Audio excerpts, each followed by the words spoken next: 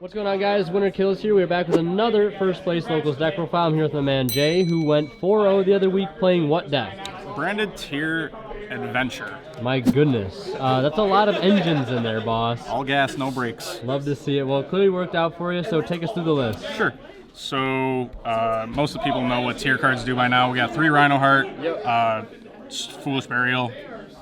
Sharon, she's the main starter that I prefer for this build, just because it gets around all of it. Yep. And then Havness, this card's stupid.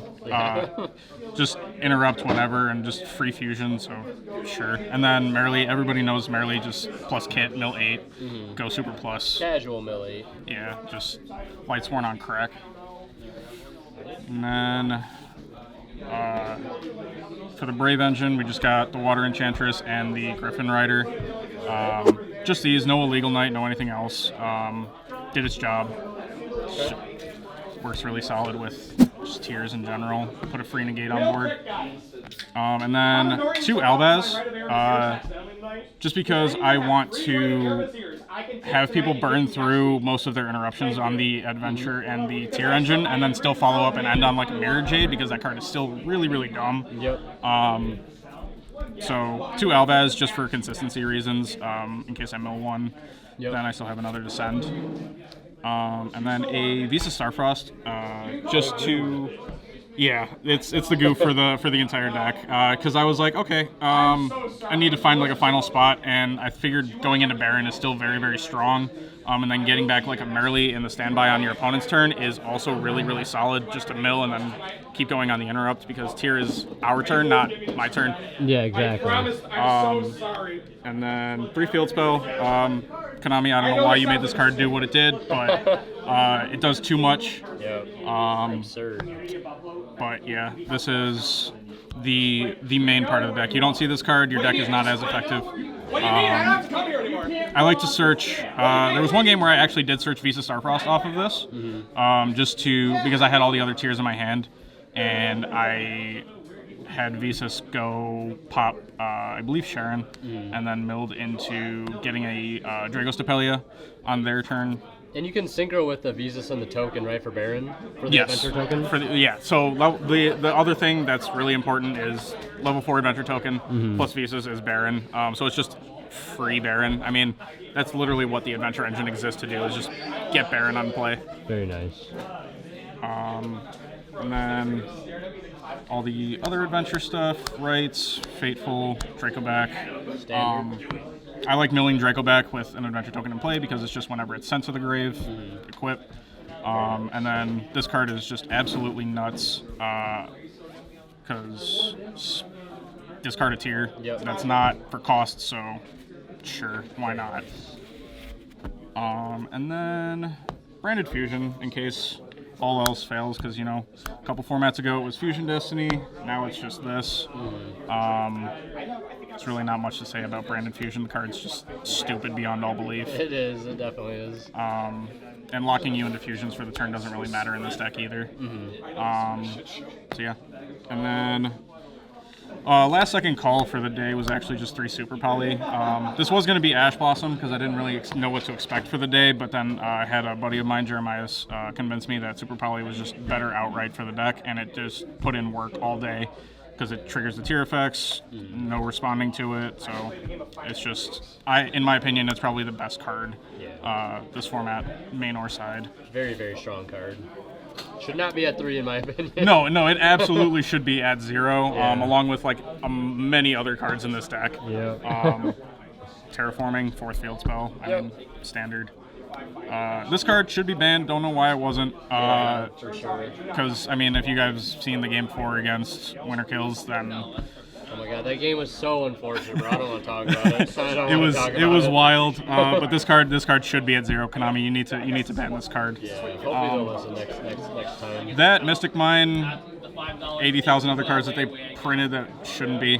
Yeah. Rhoda, just because I want to see Rhino Heart, especially if I have the Adventure Engine in play, because discarding it and then discarding a tier and getting it back to Foolish, just super strong play. I do side this out in most games, though. It's just an easy side into like other interruption. So Poly, this is the card that I'm really iffy on in this deck, and I'm probably going to take it out for Blazing Cartesia once Darkwing Blast comes out.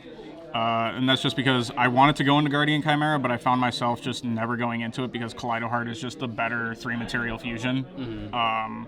But people can still play Guardian Chimera. The card's still really, really strong. Absolutely. But I never found myself making this, so this is probably getting cut. Okay. And then Called By, also a card that should be banned. For me, it's 3 or 0. Yeah, absolutely. 3 or 0 for this. And I was also on the same idea with Red Reboot. That card should either be a 3 or at 0. Because just Seki 1-ofs are not good for the game. No one likes getting hit by a 1-of like that. No, never. And then just Solic and Meta Noise. I don't like Crime. Crime doesn't really do anything for the deck. But getting stuff back and then being able to just search on pop is really, really strong. Yeah.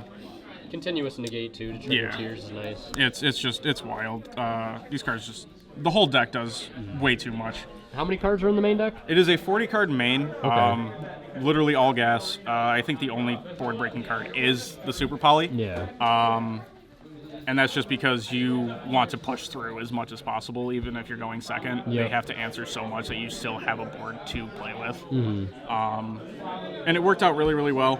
If I were to change anything, I'd probably, like I said, cut the Poly, and I might go up, maybe up to 50, depending on what the new tier cards do for me for next format. All right. 40-card main. And then Take a look at the extra deck. For sure. So Kaleido Heart, you only need 1. I see some builds play 2. You only need 1 because a lot of people, as soon as this card hits the board, they will do everything that they can to get it off the board in some way. And then the tiers just do so well at recycling that you can just get away with 1. Yeah. And some people still forget the effect on summon is to spin something back. Yep. And that effect does come up more often than not. Really good removal mid combo. Yeah, absolutely. I'll just have this and then mill and have a Rhino Heart in play, and cool, I'm gonna go ahead and just do this and spin your thing back, and now all the work that you've done is just for nothing. Yep. And the fact that it can't be fused away is also really, really relevant. For Super Poly. Yeah, so it's just like, okay, have a 3,000 beater that you can't get rid of. And then 2 kit. I like 2. I think 2 is the standard. I don't think that you can get away with 3, only because you do need to have a very flexible extra deck for what we do. It's also very easy to recycle too. Very, very easy. Same idea with the Kaleido Heart. Like, you just go into this, and like I said earlier in the video, this plus Merrily is mill 8, go Super Plus. But getting this back is pretty essential. Even if they get rid of this, try and find a way to get it back on the next turn, because it accelerates the deck so quickly. And just provides overwhelming advantage. 2 Dragostapelia. This actually came in more than I thought it would, because most people can just deal with 1 negate, but when you have 2 in play, this actually came up in my match 3, where he had a Dragostapelia and I went into a second Dragostapelia. So it was just, he attempted to negate, I negated his Dragostapelia, and it just ended up where he wasn't able to do anything because of the double negate being in play, and that ended up helping me win the game in game 2. I think you also dropped double Dragostapelia on me too. I did, and it's a very oppressive thing to look at on the other side of the table, especially when you have the field spell in play, because then they become 3,200. Yeah, for and no the reason. level manipulation too is really strong against some decks. Yeah, against Sprite, it's insane. I mean, they go blue and Jet, cool, chain, make it a level 1. Yep. What's your play now? Like, you have to have starter or something else to actually keep playing and extending. Yeah. But I think that this card is very, very strong. I would not change it from 2. It's just probably the best negate in the deck, to be honest. Okay. And then branded stuff: 1 Mirror Jade, 1 Albion, and 1 Lubellion. The Albion is in here in case I want to send Visa Starfrost because it is a light. So if I feel like I don't need the bear in that game and I want to get to a stronger board with a Mirror Jade for protection, then I'll go into an Albion, especially if I don't have anything in my hand to discard for the Lubellion effect. But this card is still super broken. Regeki, banish, like quick effect banish. Very strong card. It's always good. And then this, I also really enjoy Lubellion because it also helps trigger the Tear field spell by shuffling things back. Oh, okay, yeah. So it's all around solid. Nice. Some good synergy there. Always. And then the one of Chimera, like I said, I never really made this card. It is very strong still. Just a 3300 beat stick that can draw and pop cards is never anything to just like dismiss. But if I were to cut this, I probably would cut this for the new Tear Fusion. Yep, and then Apollos. Yeah, that card is really solid. Yeah, it is. I read it once and I was like, okay, well, this deck doesn't need any more help, but sure. But I would, if people can, Chimera is still a solid alternative, especially with you actually don't end up having a hand a lot in this deck because you're going through so many resources. So this being able to refill your hand is actually really nice. And then I have a Garura. This card is just silly. It's come up in mirror matches to Super Poly. Like I'll have a Tear, and they'll also have a Tear, and I'll just go into this with a Super Poly. But the real reason it's in here is just for the draw. So if I want to like go into this and then end up like popping it with a like a Visa Starfrost. To get another level 6 in play, but then also get a +1 for draw, because like I said, keeping your hand full is kind of important in this deck. So it's solid to have just another legal Super Poly target for. And then a Dark. Oh my goodness. It's really good in the mirror match for sure. I took people's Merrilies from their grave all day and then just got to fuse for free because Merrily reads on normal or special, mill 3. So that's just absurd. But Dark is really in here mainly for Sprite, because I still respect them having the blue and the jet in the grave. But I also think that Dark is really solid if they have something that you can just crash Dark into. Crash Dark into something and then go get Havness, just to keep it as much as playing on their turn as possible, because like I said, it's our turn, not your turn. So grabbing Havness with this is really solid. And then we have Elf, because why not? Because Merrili's a level 2 for some reason. Yeah, like this deck is, I don't know what Konami was thinking printing this deck, but yeah, just getting back a level 2 and milling 3 again is it's so strong. And the protection effect is also very relevant as well. So sometimes I'll put Griffin underneath the arrow just so they can't deal with the Griffin, and it's just a free protected negate. Or I'll put any of the tiers underneath the arrows just for protection. And then Baron, because Baron is stupid. Generic level 10 synchro for a free negate, pop, and getting something back to do more tier effects. They're really good. Redoer, just in case I have just the Merrily and the, or not the Merrily, I'm sorry, the Sharon and the Rhinoheart. Redoer is easy. And taking something off the top of their deck is just another easy material.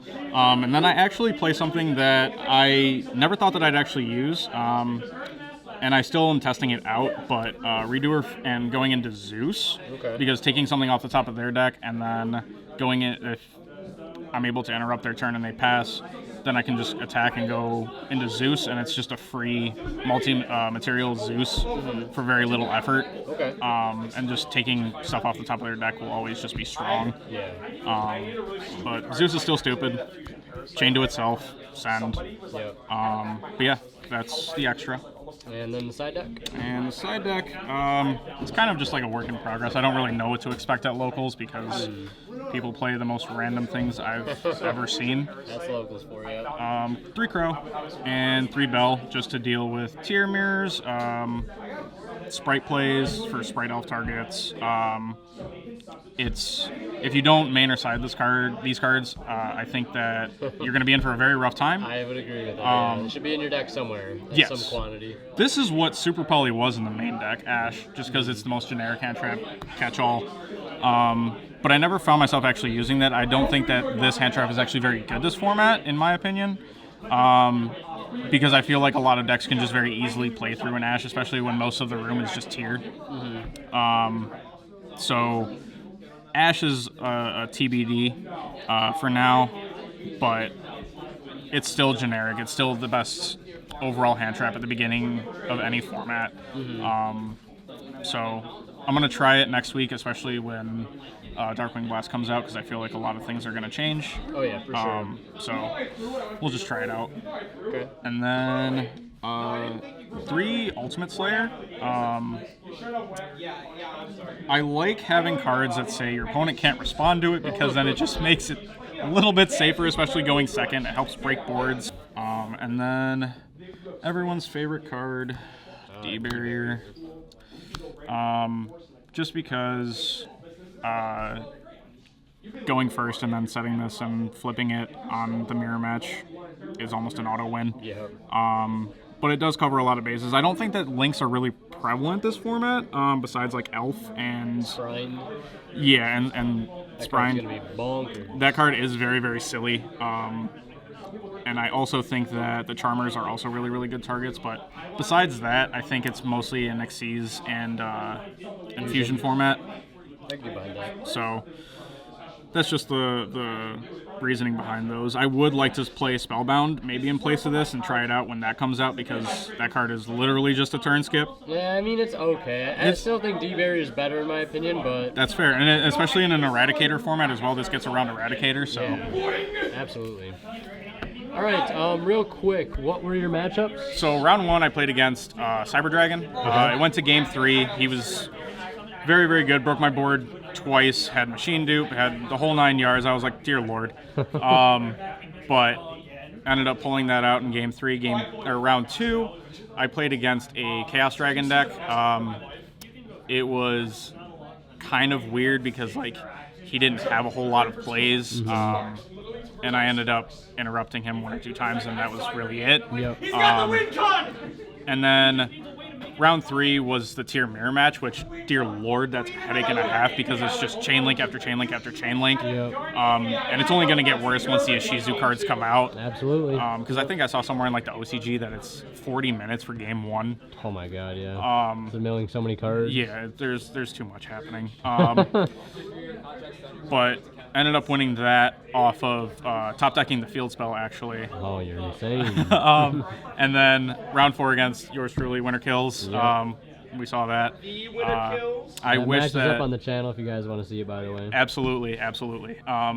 Good match. I wish the game 3 would have been better, but you know that's Yu-Gi-Oh! The RNG comes back and bites everyone. Yep. But yeah, that's the deck. All right. Well, congrats on going 4-0. Any shout-outs or anything you want to add before we wrap the video up? Shout out to Winter Kills. Shout out to Heart of the Game for sure. Shout out to this man right here. Heart of the game? The whole Buffalo community, Buffalo versus everybody. Yeah. The most welcoming community that I've ever been a part of. And Hey. hey, that's fair. But everyone's super, super chill. Sure, we all have salty moments, but like we all understand that it's just a game. Yeah. But yeah, thanks for having me. Yep, no problem, man. Appreciate you doing the profile. Thank you guys for watching. Leave a like if you enjoyed. And as always, Winter Kill signing out. We'll see you guys in the next one. And like always, a big thank you goes to our Divine Level channel members who are Pony Start, Cadillacs84, Justin Lamb, and HZH Cyber. Thank you guys so much as always for extremely kind and very generous support of this channel.